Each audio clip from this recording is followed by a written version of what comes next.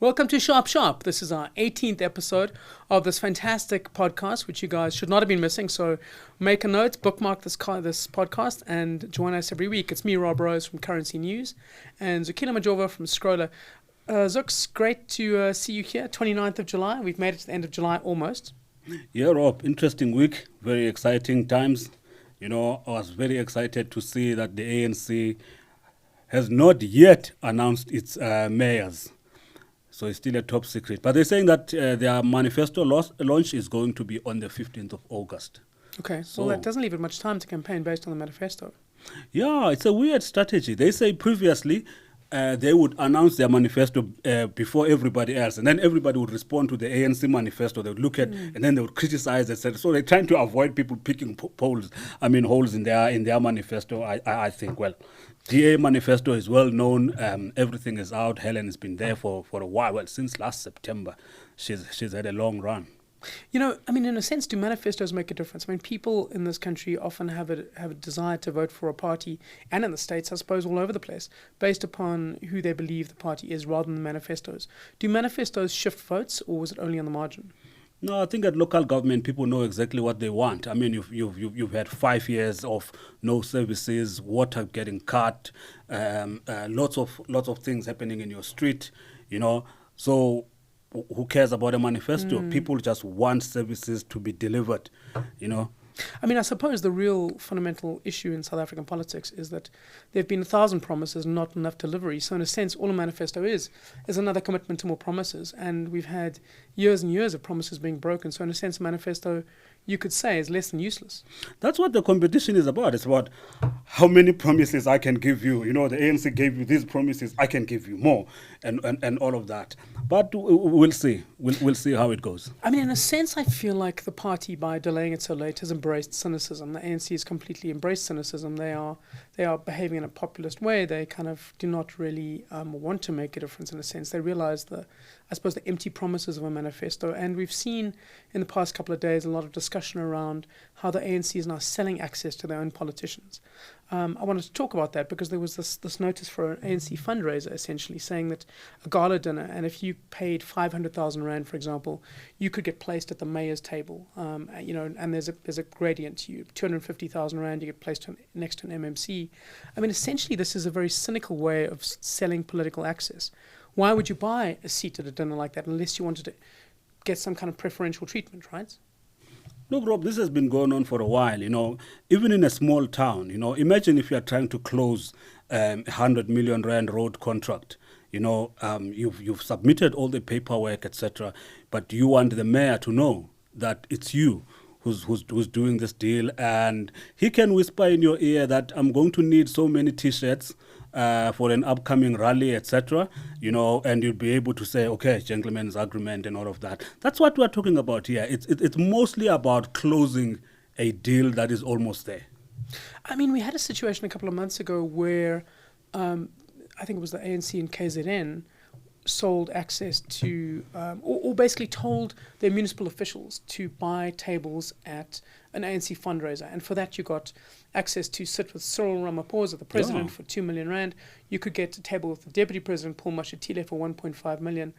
That in itself is one thing, selling access to policymakers, which is that complete grey line between corruption and normal practice. But what I think takes it a step further is if you are in a municipality and you're ordering people to buy tables, that's essentially transferring money from the government to the ANC. It's the most captured system in the world, right?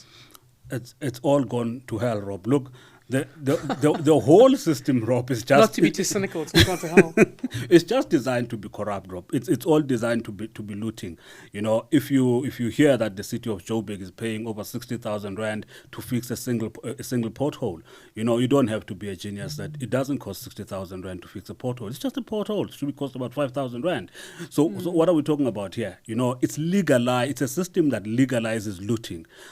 Probably, if you think about it, to justify that, you need to be somebody who doesn't believe that you own the government, you own the infrastructure. Therefore, you can break it down. you can break it down that when we are there, we'll loot as much as we can, we'll get out, another group comes in, etc. But if you are if you are an organization that embraces the government, you own the government, you've got a responsibility to the people, you wouldn't do that kind of thing. You wouldn't buy a loaf of bread for 100 rand when you know it's only 20 rand. You know, that's where it starts, Rob, and it continues. The overpricing, overcharging, etc. Some people, Rob, say you submit a quote to government, say you submit a quote of 100,000 rand, and they'll come back to you and say, no, make this quote 200,000 rand. You'll still get your 100,000 rand. But the thing is, I mean, sure, there is a way of ensuring access to politicians and to help your business, and that is that murky line between crony capitalism. But actually ordering municipal officials to spend municipal money to buy a seat at the table, that is bad, with an ANC minister, I mean, that is absolutely taking it to the nth degree. I mean, that is bad. You know what, Rob? When we go to these fundraising evenings, you know, you sit and you think there's no way that hall is going to be full. Because you're looking at the price and you're thinking there's just no way. The president is going to be sitting there alone. I mean, 2 million rand a seat, there's no way. And you get there and it's full, Rob. It's full. It's not only the ANC. I mean, MK Party is doing it. Julius Malima's AFF is doing it. And those evenings are always sold out. I mean, I was surprised years ago. I had that exact same response, and I spoke to somebody who'd gone to one of them and bought a seat, I think at the president's table. This might have been when Jacob Zuma was in charge, or maybe it was a golf day, and they were saying, well, you know, I get to speak to the president about my business and what I need. It is a way of influencing, trying to influence policy, and it's helping a business. I mean, that's why you do it. It's an investment. Yeah, to an extent, you can say that. Like I'm saying, Rob, look, it's about closing deals. It's about closing deals. I mean, at a time like this, you probably would want to spend more time, not with an outgoing president that's going to cost you 2 million rand, maybe with what you think is going to be a future president at a reduced price, you know, and obviously you hear what he's thinking, you hear what he needs. I was saying, Rob, these days it has become very, very expensive to run a campaign, whether you are trying to be running a campaign within the ANC or you are running a campaign like the local government election. It immediately goes into billions. You can think about it, filling up FNB Stadium with 100,000 people, everybody gets a T-shirt, everybody gets some kind of a flag or whatever, you know, all those ANC things that are there. They need to be transported from the Eastern Cape to here. They need to eat 3 meals people wake up very early in the morning, they're transported to here, they need to eat. Before you know it, Rob, you're talking R1 billion here. Somebody's got to fund that. I mean, it's not just, it's important to say it's not just South Africa. I mean, we've seen it far worse, I think, in the US, where Donald Trump has a very similar thing. You know, you get access to go to Mar-a-Lago, you pay for access to sit with Donald Trump.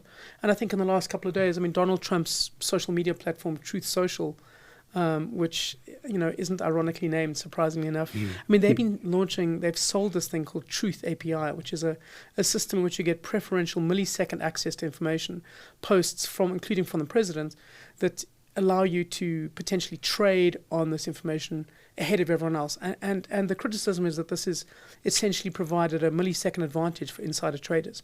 I mean, that is a formalized system of corruption, I suppose. Of breaking the law. Yeah, absolutely. As you explain it, it sounds like a quick way towards jail. Well, it's $100,000 a month. I mean, it's massive. But, you know, if you can make a couple of extra million based on that, then it can be considered a good advantage. There's a lot of the stuff that is still foreign to us, Rob. Just the cost of getting into politics, you know, it's quite foreign to us. How much a war chest you have to raise if you are trying to win anything, you know, it's quite foreign to us. A lot of it was introduced by CR17 campaign. You know, we had so much that business contributed there, and well, the files are still locked.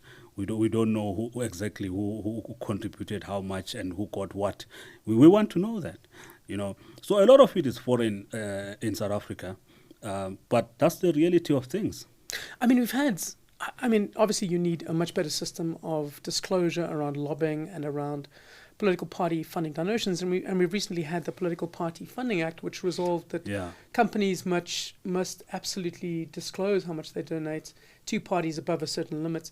And what's interesting about the recent disclosures on this is that the DA is by far the winner. I think they had, in the last set of disclosures which we researched for the show, don't say we don't do a lot of work for you guys out there, it showed that the DA basically got 57.3 million in the 3 months to January to March, and the ANC got 10.5 million in late declarations, 770,000 in undeclared donor contributions, and neither Jacob Zuma's MK Party or the EFF featured at all. I mean, this illustrates what we talked about, I think, last week, which is the fact that the DA is, I suppose, the party that business is seriously backing, and the ANC has failed to provide a compelling case to the business sector in a holistic sense.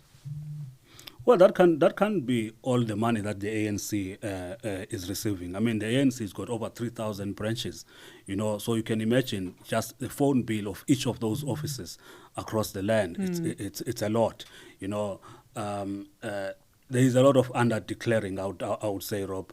Like we just said, those people who bought those 2 million rand seats, where is that declared?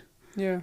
Because when you look at the ANC declaration, it's normally the same companies that normally fund the ANC. You are not hearing that so-and-so bought a seat for 500,000 rand in a gala dinner in Mount Frey, You see, so that's under-declaring. I mean, the IEC, the Independent Electoral Body, should essentially be policing this. Yeah, they need to tighten the laws. They really need to tighten the laws. You're talking about lobbying. I mean, we've had this situation we've talked about on the show where Resolve Communications, the firm owned by Tony Leon, has been castigated for essentially trying to influence policy. That's what the allegation is, that it's essentially Tony Leon, the former leader of the DA, who helped draft the GNU statement that got the ANC and the DA into a coalition, is essentially accused of trying to influence policy through the ministers he knows, the Salim Malatsi, the communications minister, John Steenhuisen, the former DA leader. And this allegation came not from the ANC, as we discussed, but from the DA itself. Steenhuisen, on his way out the door, basically stabbed Jordan Hill-Lewis in the back and said, well, look what Tony Leon's trying to do, look what Jordan Hill-Lewis is trying to do.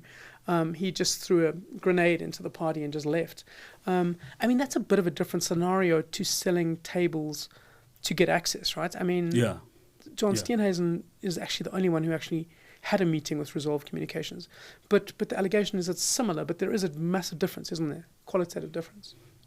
Look, Rob, I think in South Africa, if we think you are not so clean, when you actually show us that you are not so clean, we're like, we expected that, But if you present yourself as very clean, and let's say Jordan Hill-Lewis bodyguards beat up somebody on the highway, the way Paul Mashatile's bodyguards beat up somebody on the highway, he would have a tough time getting away with that. And with Paul, it's normal. They can beat somebody up again.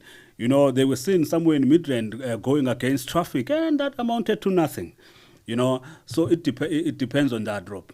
I mean, I suppose the DA has sold itself as the party of clean governance, and they contrast themselves with the ANC. So when they do something that is as bad as the ANC does, but in a sense, I mean, Resolve Communications has been doing what every company has always done, which is lobbying. I mean, that's what people do, is they lobby to get access to politicians and lobby to get their clients in a preferential position. I mean, that's what this is, right? I mean, is it illegitimate if you do it if you're outside government? In the particular case of Tony Leon, let's say Tony Leon was lobbying somebody in an ANC ministry, genuinely trying to get business from there, etc. In this particular case, it's him, it's a DA ministry. There were a bit of lines crossed there, not as bad as we have become accustomed to, Rob, but not good. I mean, what would obviously tip the scale somewhat would be if there was a sense that there was business done or actual indication that corruption had happened, yet there isn't that sign yet with Resolve Communications. There's no indication that policy was bent to suit a specific client of Resolve, right? Yeah. No, not at all, Rob. But look, the DA came into the GNU to really introduce DA values, corporate governance, not messing about, and we expect to see this right through. We don't want we're not expecting a DA that sort of conforms in what the government has become. So these mini signs of powerful people in the DA sort of doing what has become the norm in South Africa. That's what people find unacceptable. Yeah, to talk about what you talked about, which was essentially the ANC, not delivering on its promises. Ramaphosa came in 2018 and said we're going to, start fresh. We're going to have this new dawn. Yeah. And he launched, the Independent Directorate Against Corruption, IDAC. He launched cleaned out the PIC, the Public Investment Corporation, which invests 3.6 trillion rand on behalf of 1.2 million pensioners. And everyone thought, well, the new dawn's here, like Ramaphosa is, cleaning fresh, and he's the guy who's going to sweep the country clean. But now both these institutions, IDAC and the PIC, are back where they were a decade ago. I mean, IDAC had this week Andrea Johnson, who was the head of the organization, resign after really damaging information came out of the Madlanga Commission about how she'd blurred the lines when it came to treating criminals. And the PIC now has no board, essentially. So both these institutions have gone back a decade. I mean, is this the most tangible example yet that the New Dawn has absolutely not... We haven't seen the sunrise on the New Dawn? Yeah, the establishment of IDAC, Rob, was quite controversial from the very beginning, because it was a way of trying to reintroduce the Scorpions unit via the back door. And Luthuli House is no big friends of the Scorpions. They've hated the Scorpions for many years. Because Jacob Zuma was arrested by the Scorpions. Yeah, and so was Tony Yongeni And immediately after the Polokwane conference, which I attended, and I knew, just from the mood on the floor, that the Scorpions are going to be gone. This was in 2007. This was in 2007 in Polokwane. Yeah. So the attitude has always been very negative towards anything that looks like a Scorpion. And IDAC looks like the Scorpions because it's a prosecutor-led investigation. It is housed within the NPA with all the powers. That immediately brings you to a clash with the SAPS. It's going to clash with the SIU. It's going to clash with the Hawks. So even now with the stuff that's coming out now about how bad IDAC has been, just management of it. Unauthorized cases, leaking information to suspects, that kind of thing, that's not and great. It hasn't done very well in terms of dealing with state capture cases, because it was established to deal with state capture cases, not just the officials, but to actually deal with the politicians that the SAPS maybe seems to be reluctant to deal with. And it hasn't done that. And I actually don't see how IDAC is going to survive the end of the Madlanga Commission in terms of the recommendations that are going to be there. Probably that structure needs to be revisited. The thing is, the Scorpions were fantastic. They really helped create a unit that looked like it was fighting crime. It had a 92% conviction rate. It actually did nail criminals. And if there's anything this country does need, it's to nail the criminals. So we do need but a functioning Scorpions type body, right? We do, especially for commercial crimes. The Scorpions are completely destroyed, Rob. I mean, all those top prosecutors are gone. Forensic investigators, there were guys that, having worked at Mail and Guardian during that time, in our investigations, we're working quite close with the Scorpions. You'd see how organized those guys were. They arrive in court, waste no time. All the work is being done. We're like, this is very professional. That unit has been dismantled. Lots of those prosecutors are gone. Yeah, I speak to some of them now. Those prosecutors who were there are now working for private sector agencies. Every single auditing firm seems to have their own forensic department, and there's a real cry for skills in that private sector side. But it does mean that the public sector is denuded of people who can actually take a case, take it to a court, and make sure people go to jail. We haven't really seen too much of that. Yeah. Look, Ramaphosa had to rebuild the NPA. It had been taken out. I think now they've hired over 1,000 new prosecutors. That's going to take a while to actually get the experience. If anything, you need those very senior prosecutors to actually guide these guys, to dismantle the NPA as quickly as it happened during the Zuma years. We're still paying the price for it today, Rob.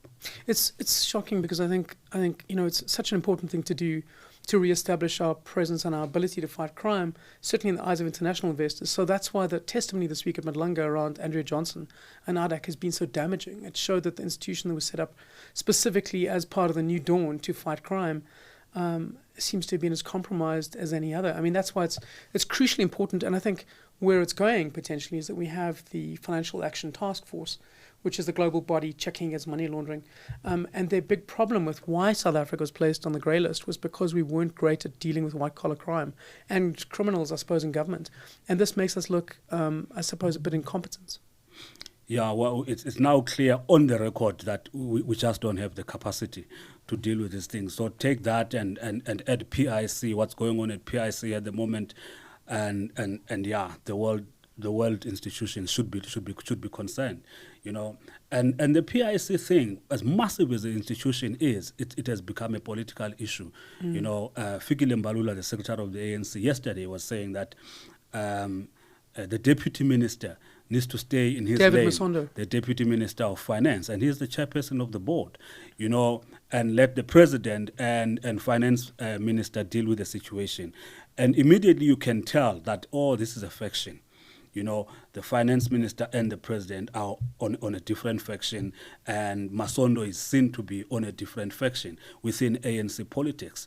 PIC needs to be taken out, needs to be rescued from ANC politics. Otherwise, we're going to have this problem over and over. It's staggering because I've spoken in the last week since our last podcast to many people within both National Treasury and the different factions and the PIC. And, you know, the reality is they don't have a board now. David Masondo resigned under pressure from the finance minister. So there's no board at the PIC. You have no CEO. He's suspended still. You have a complete leadership vacuum. And to some extent, you know, they should never have been in this position because that party commission into what went wrong at the PIC said don't have a politically oriented chair of this organization, keep it away from politics.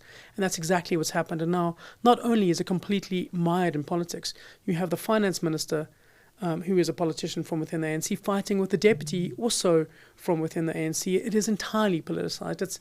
It's the one recommendation that the party said don't do is make this politicized, and that's why we're here. It's terrible, but it does illustrate how in 10 years we haven't done the one or two things we needed to do to insulate institutions like the PIC from the politicians.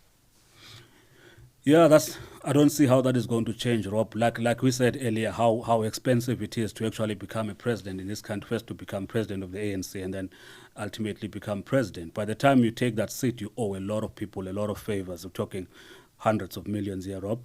And how are you going to fund that? If you let go of institutions, it's almost like the money machine, the ATM, you know, that could help you. You know, I mean, these guys, they fund deals that no bank would touch, you know, and sometimes people don't return the money and nothing really happens to them, you know.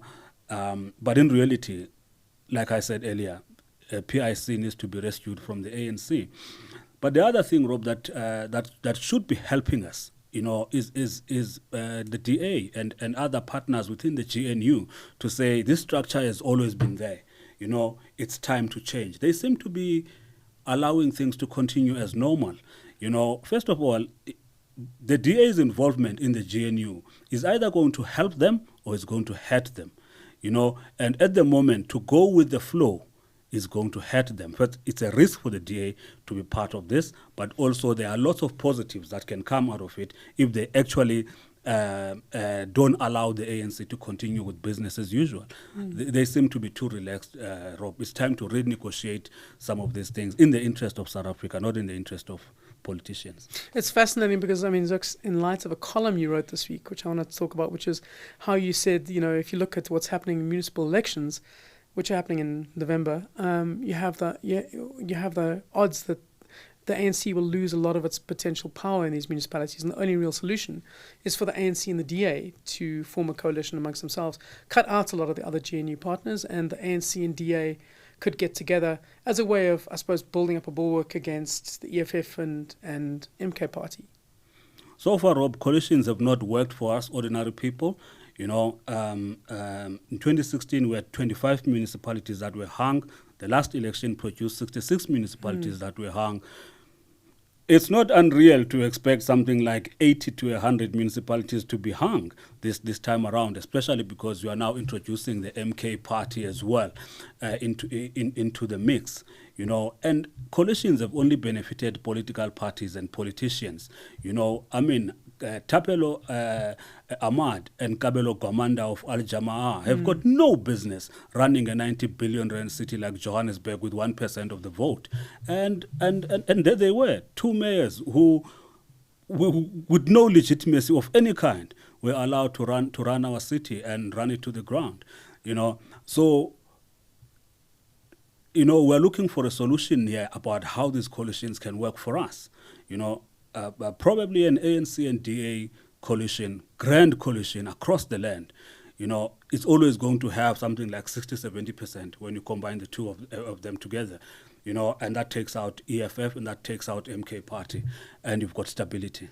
Before we talk about the kind of the politics and how the ANC might react to that, I mean, the figures you had in your story was that, if you combine the two based on the 2021 election, and obviously I do think the ANC is going to lose a lot of support in the 2026 election now, but, Nelson Mandela Bay, that would be 79% combined, Mangaung 76%, eThekwini, Durban 68%, Ekurhuleni 67, Tshwane 67, and Joburg 60. Now, those figures are likely to come down, and I think Joburg, even an ANC and DA coalition, might struggle to tip beyond 50. But essentially it shows the power that those two parties together might have, and the strength they would have. But the issue is that many in the ANC did not want the coalition with the DA in the first place in the 2024 election. How easy would it be to get any kind of agreement, certainly in provincial and municipal circles within the ANC on merging with the DA, or forming coalitions with the DA? These kinds of decisions in the ANC, Rob, they depend on a very powerful president, a very strong president, a very determined president. Unfortunately, the ANC now works with factions. You know that when Mandela formed the GNU, it was not a popular choice. A GNU is never going to be a popular choice. Even de Klerk was not popular for joining that. So you had these two founding fathers of our democratic country, both unpopular from their sides for all sorts of different reasons. Ramaphosa is not popular for the GNU. You can see the SACP is walking away. They're going to contest the elections this time around. It's some kind of slow breakup of the ANC tripartite alliance, which includes COSATU. So coalitions are never going to be popular, Rob. They're quite complex, But if you look at the coalition so far between the ANC and the DA, it hasn't produced results as quickly as we thought, but it is quite stable. Under very complex times, it is quite stable. If you look at the coalition of the ANC-DA in KwaZulu-Natal, where they took out the MK Party, that coalition is working. The IFP has got the premiership, and it's actually working and is stable. It's amazing because in 2024, when the coalition agreement was struck, the GNU agreement, many thought that by 2026, around about now, it would have collapsed. And it's still, in fact, it's looking perhaps more stable now than it did in 2024. Yeah, they actually would have covered a lot of ground, Rob, had they not wasted too much time arguing about very, very small things that were insignificant. But I think a lot has been learned there, Rob. That's why I'm saying that, especially for the metros, if you can have this grand coalition, the local government, have it written down, and it must not be affected by national politics.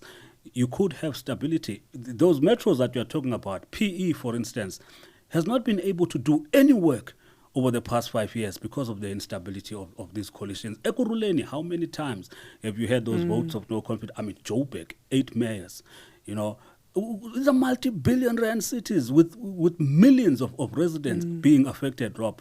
It's a serious issue.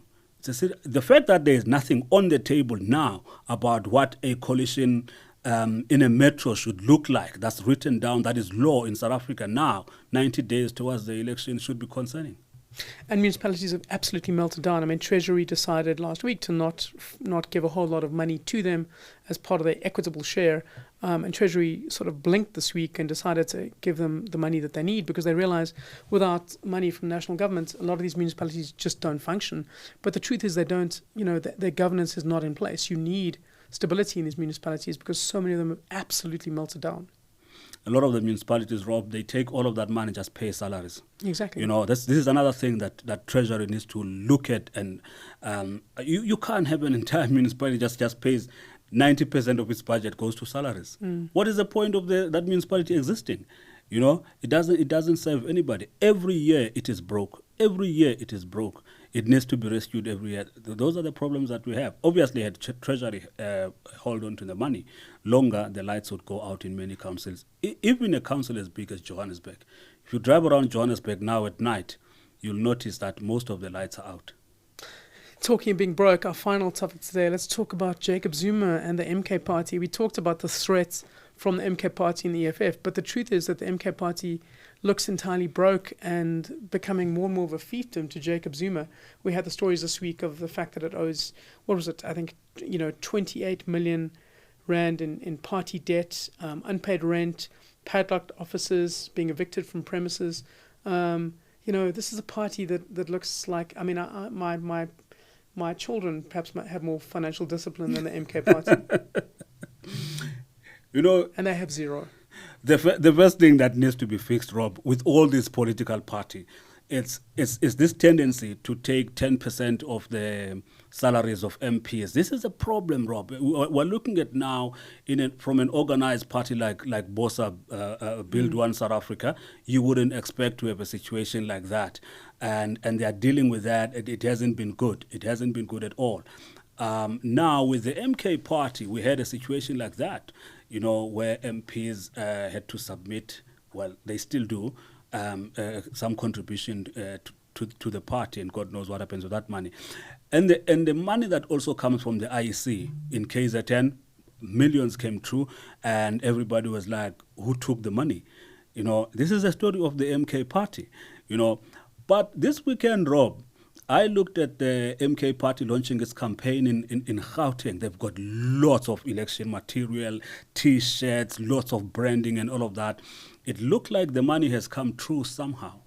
I've seen them on the ground many places, and they look quite impressive. I think they have a good message. But the point is, in the actual centre, you have Jacob Zuma taking more control. Essentially, this week revoking all signing authority for MK Party officials on the bank accounts. He's centralising power under himself. So the party machinery is working in the individual municipalities and provinces. Yeah. But within the centre, it looks like it is not holding at all. Cannot hold until the municipal elections. Look, Rob, I can't justify what is happening in the MK Party. I can only explain why something like that is happening. First of all, a lot of the people who are in the MK Party don't know where the money is coming from. And a lot of the people who are putting the money into the MK Party don't want it to be known that we are the ones who are putting the money into the MK Party. You would see Jacob Zuma traveling abroad to go and see his friends, the Guptas. Who knows what he got from there? So immediately, if he becomes too liberal with the information within his own party, that when I met my friends who had taken a little bit more money from South Africa and they're giving me 100 million rand, that stuff is going to come out. So I think it's just trying to make sure that he protects himself and protects his friends. It's staggering that you have somebody who's leading a political party in this country visiting people who destroyed the country, who are wanted, who should be in court in this country facing criminal charges. Even himself, he should be in court facing criminal charges for quite clearly aiding those people to collapse the state. Well, that's a bit of a grim way to end the episode, but Zooks, on the upside, there must be something on the upside of the MK Party. No, I've got nothing for the MK Party. I'm sorry. That's it. Yeah, my only concern is that MK Party and EFF are going to continue to hold about 25% of the vote in South Africa. They can do a lot with that, especially when it comes to hungry municipalities. You don't want desperate municipalities approaching those guys to try and form a government, because that's not going to be stable. That's going to be a problem. That's why the ANC and the DA coalition would work primarily to keep those two out. So far, that's my solution, Rob. Okay, well, that's our solution. We finally have a solution. We're not just beating up on the MK Party, which is great. Thank you for joining us today. And remember to subscribe to this podcast and to read Scrolla, read Currency, and join us again next week. Shop.